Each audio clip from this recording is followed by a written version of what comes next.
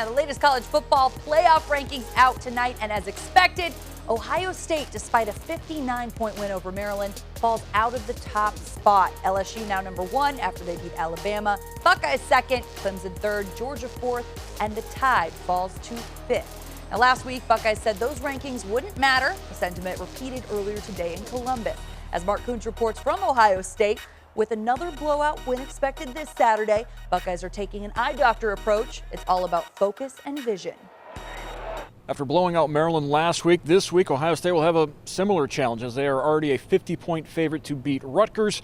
So the challenge for the second week in a row is to let the focus be on your own standard, not the standard of your opponent. Well, it just goes back to our execution and our discipline and what is our standard.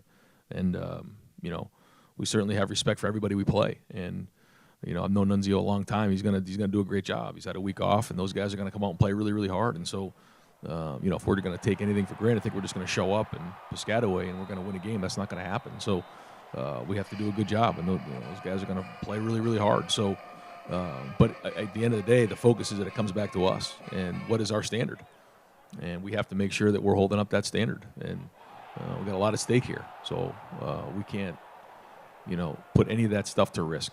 And that's just something that the coaching staff's been hammering home with the players, and to this point, they've respected that, and they have to continue to. We've learned the past 2 years that one little slip-up can ruin the whole season. So, you gotta stay focused and play the same way every week. And the biggest test is to find a way to keep guys to stay humble and be their best every day. That's the hardest test. Because I started a long time ago when I had a few talented teams in Oklahoma, and I started having this little saying, as soon as you think you got it, you're getting ready to get it. We're just trying to keep these guys very grounded. And like the question was asked, like, we're playing really good, but we can be better. It's just trying to find ways. We had Chapel. I heard a great line from I never heard before, and everybody knows the line, you can take a horse to water, but you can't make him drink. But then the Chapel guy says the key is, can you make them thirsty? And I think that's the key in our meeting rooms, is to make our players thirsty. They want to come in and keep learning. The ball gets spread around, so you check your ego, you try to stay humble, you try to stay hungry, and to me, that's the biggest test that we have each week, is to keep our kids grounded, feet on the ground, and keep pushing to be their very best down the stretch. Still no official word on Chase Young's status as the Buckeyes prepare for Rutgers. I just know that it's going on right now, and we're going to prepare for him to be back this week, and he'll practice this week, and once we find out more information, we'll go from there. He's just been exactly the same as he was before. He's just supporting us from afar. Obviously he's going through a situation, and he's just continued to be himself. We always support him no matter what. No matter what the situation is, what the verdict is, we're still going to be, we're still family at the end of the day.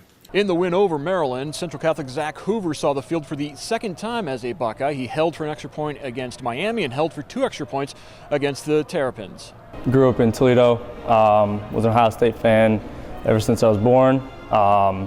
Always dreamed about playing for the Buckeyes, and to actually get the opportunity was definitely a dream come true. And we'll have more with Zach later this month on Sports Nightly. In Columbus, Mark Kuntz, BCSN.